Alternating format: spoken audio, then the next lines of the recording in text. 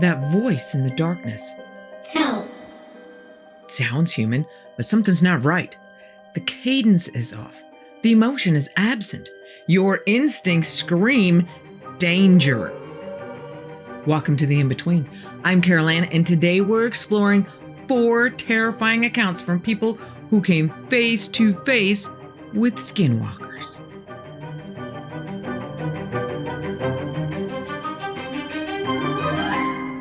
This soap opera of craziness comes from Reddit poster He Who Buries the Light. So we're going to call him Dylan. It's 2021, and Dylan and his family live in a city in southern Colorado. Dylan is a bit of a horror and paranormal lover and is a sucker for anything like skinwalkers or werewolves. He reads anything he can on the subject, fiction or nonfiction. But no amount of reading can prepare him for his encounter with the real thing. It's a warm night like any other. Dylan gets home from his new job cleaning a call center and relaxes with some Destiny 2 with friends in one ear while he's listening to a Navajo shaman talk about skinwalkers and their history in the other. After a few hours, he calls it quits on the game and heads to bed. About 3 hours after his head hit the pillow, he's woken up by a pair of glowing red eyes just watching him. He can't move. He's not sure if this paralysis is some external force or if it's some self-preservation mechanism from his own subconscious. But his body is locked in place as if it's screaming at him, "Don't move or you're dead." His thoughts immediately go to his family, his mom, his little brother. His dad is sick. If this thing goes after his dad, he doesn't stand a chance. Dylan can feel his heart pounding in his chest. Then he hears the growl. The eyes start moving closer to his bed, still growling and snarling. And it's pitch black in his room, so all he can see is the eyes, those blood red, angry eyes that tell him, the world as you know, it has ended. What happens now is my choice. After what feels like forever, it backs off, and Dylan can move again, but he doesn't. The thing is still there, staring at him and growling, like it's waiting for Dylan to make a move to give it an excuse to do what it really wants to do. Dylan never takes his eyes off of its eyes, not even to shut them and wish for it to go away. And he's thinking, this has to be a nightmare. Any second now, I'm gonna wake up with my bedroom light on and my little brother shaking me awake. But no such luck. It isn't a nightmare. Dylan and the eyes stayed locked in their existential staring contest for hours until dawn starts to lighten the sky. As the sunlight starts to overtake the darkness, the eyes disappear without a trace.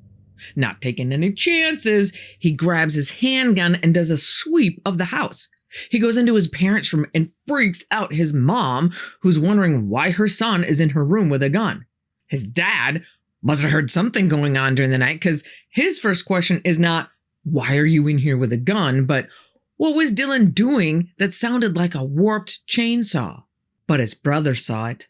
Now, I'm not sure whether this thing visited his brother for a while before coming into Dylan's room or if his brother came into Dylan's room and saw the creature standing there.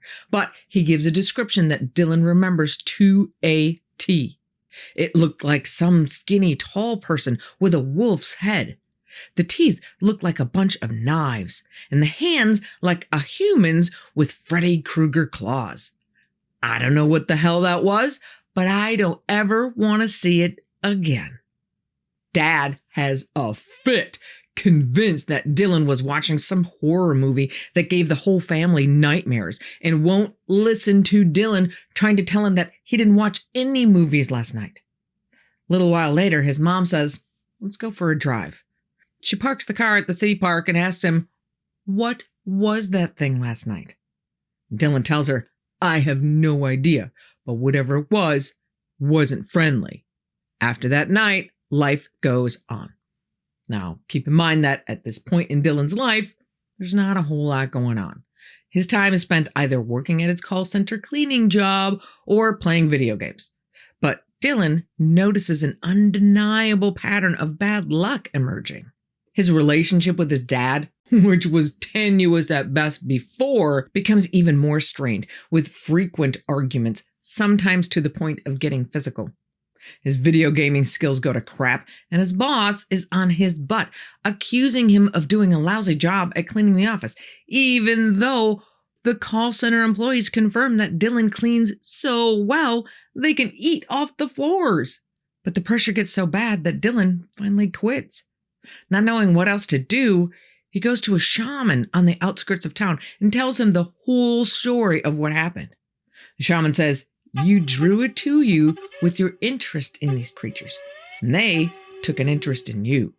Not because you're throwing out negative energy, but you must have some native blood in your family tree, and it's still out there watching you. I don't know if it was an evil spirit or a skinwalker, but I'll tell you what, I'll get a priest friend of mine and bless your house ASAP for free. That'll keep it away as long as you don't feed it or attract it anymore." 2 days later, his dad's health takes a huge turn for the worse, and the family has no choice but to admit him into hospice care. 3 days after that, Dad calls and says, "I don't have much time left." So the whole family goes to see him one last time.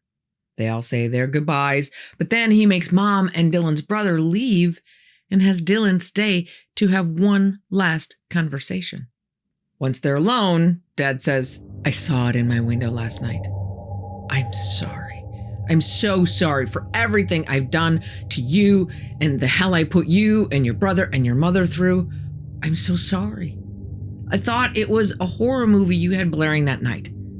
I know you hate me and you have every right to, but know this, it's still out there. It's waiting for you. Take care of your mother and your brother. Keep that thing far away from them. I know you'll do the right thing." Those are the last words his dad speaks before he dies just a few minutes later with Dylan at his side. Dylan says aloud, "I'll do my best, and that thing will never get near them as long as I still draw breath." And again, life moves on. Dylan and his mom and brother move from that house into an apartment in the same city, and Dylan gets a border collie named Emmy. But the change in location is not nearly enough. Whenever he talks about or even thinks about that night, he feels watched. Even Emmy sometimes growls at a closet or the front door at night. It's out there, just biding its time. That night is a moment in time that Dylan will never forget for as long as he is on this earth. But at least now he has a sense of what he might be up against, and he's waiting for it as well. And he has this advice for anyone willing to listen. Never forget there are forces in this world that we will never understand. And never say its name anywhere aloud, because that is like inviting a vampire into your home. You don't want to paint a target on your back, because then they will come.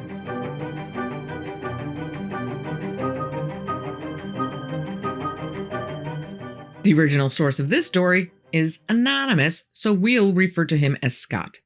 Scott has believed in skinwalkers for most of his life, and he's confident that he has seen one on 2 separate occasions. This is one of them. He grew up spending a lot of time in southwest Colorado by the Four Corners and the small town of Cortez, where there are Indian reservations. And over time, he became aware of the story known by the locals about this place called Skinwalker Lane, which is this old dirt road just outside the reservation that leads to an abandoned cabin. The cabin is decades old and is said to have been built on Indian burial grounds. As the story goes, a white family lived there and mysteriously all disappeared. Being dumb teenagers, Scott and his cousins don't believe the story. They think it's just a hoax. So, being the tough guys that they think they are, they decide to go check it out. So one night they all pile into an old Jeep SUV and drive all the way out to Skinwalker Lane at about 11 o'clock at night when it's pitch black.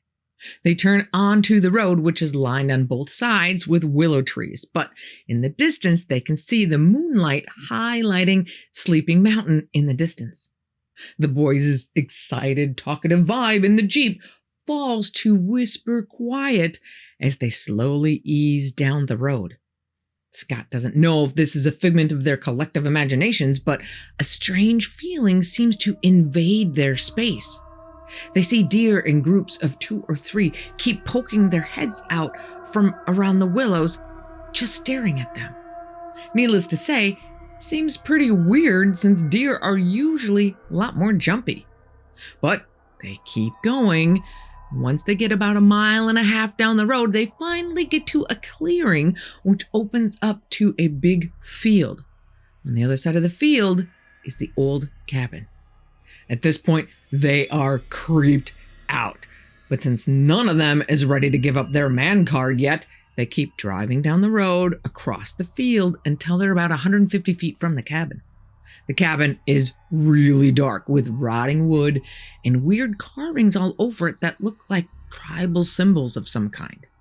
Since nobody wants to actually get out of the car to get any closer, they decide, okay, we're here. Let's just watch it for a while and see if anything happens.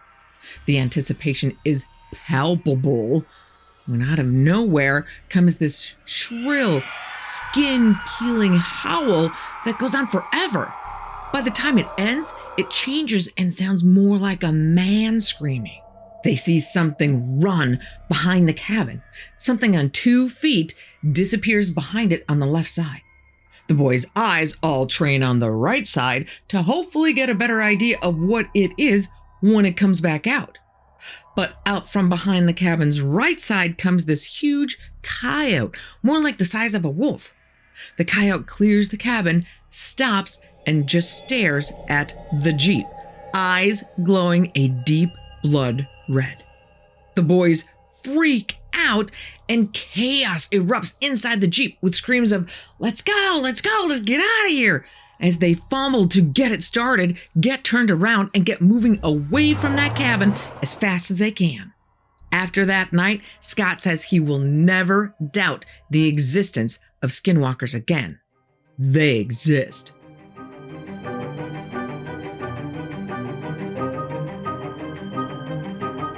This story comes from a guy we are going to call Travis. When Travis was only 21, he went out on a camping trip with a few buddies.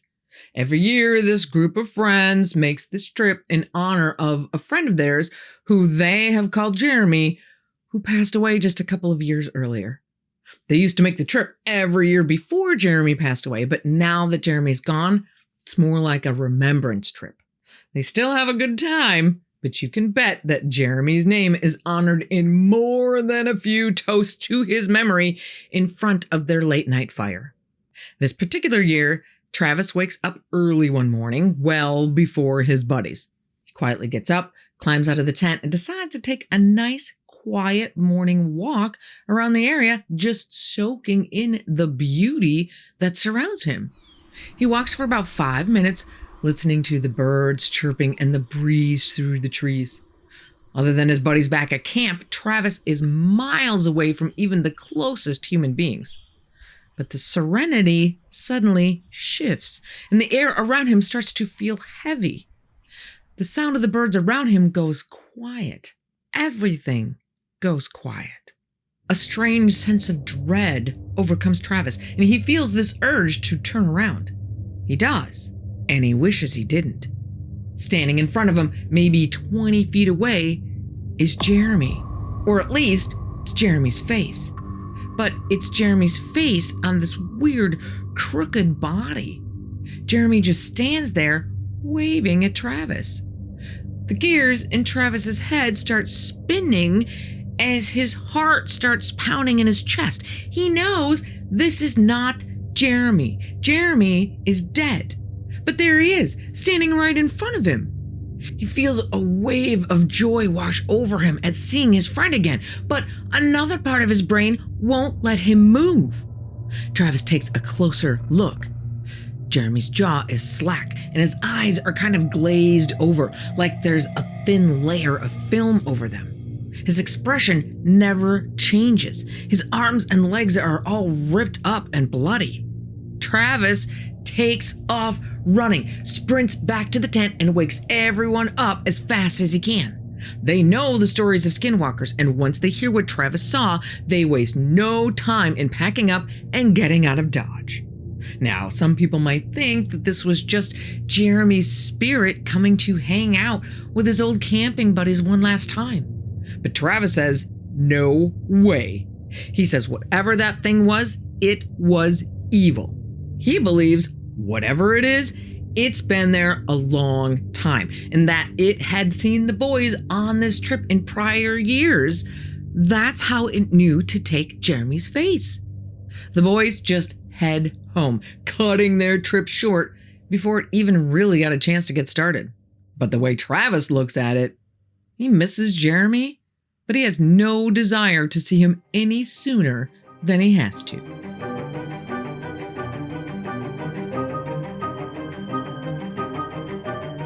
This little episode of creepiness, which happened just 3 months ago, comes from Reddit user Jive of Turkey. So we're going to call him Jake. Jake has hunted and hiked in the woods since he was 9 years old. He's very familiar with the wildlife and the sounds of the forest. He wasn't a believer in really anything out of the ordinary until this particular night. However, he may just be changing his tune a bit because even he has no explanation for what happened that night. Jake was going for a little evening deer hunt. Hikes about 1.5 miles through the forest and swamp till he gets to his destination of an area of woods with a little field clearing. Finds a good hunting tree and climbs on up. It's a totally uneventful afternoon and evening until sundown, when from the woods in front of him comes a scream, like the scream that rabbits make when they're in trouble or being attacked. The shrieking goes on for over a half an hour, and he's thinking, how is this rabbit not dead yet? Naturally, listening to that torturous sound for so long has him on edge, but he figures the hawk or whatever got it is just taking its good old sweet time with dinner. Then he hears the sound of a twig snap. Everything stops. The rabbit stops. Jake scans the tree line, trying to see what could be in there to make everything go so quiet. He can see something standing there, kind of deer-shaped, moving through the woods about 100 feet away. He brings up his bow, but the undergrowth is too thick for him to see it clearly enough to shoot at it. He walks behind a tree and disappears.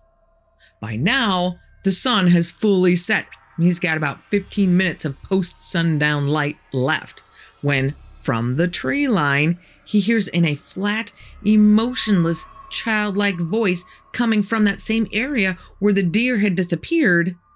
Help. Help. Help. But something's not right. The words are completely monotone, not like somebody's really calling out for help. It sounds more like someone's reading a dictionary. Help. Help. Help. Jake hears this call for help probably 15 times, and then the woods go silent, not even a breeze in the trees. The crack of a tree branch snapping cuts the silence, and chaos erupts in the woods. Squirrels, birds, and deer suddenly shoot out of the tree line at full throttle, sounding like an absolute stampede through the forest. And then silence falls again. This is when Jake decides it's time to go. Unfortunately for him, he lost his little light that he clips on his hat on the hike in, but whatever. He just books it as fast as he can 1.5 miles through the woods with only moonlight to light the way back to his truck. That's okay with Jake. He'd rather go running through the dark woods like all the other animals just did than risk becoming the next screaming rabbit. You know, hearing stories like these kind of make me glad I live in the Midwest, where all we have to deal with is Bigfoot, Dogman, and the Wendigo. If you would like to tempt fate and continue down this dark, creepy road, click right here. If you don't, you'll be sorry. Be Be careful out there. And I will see you here again on the In Between.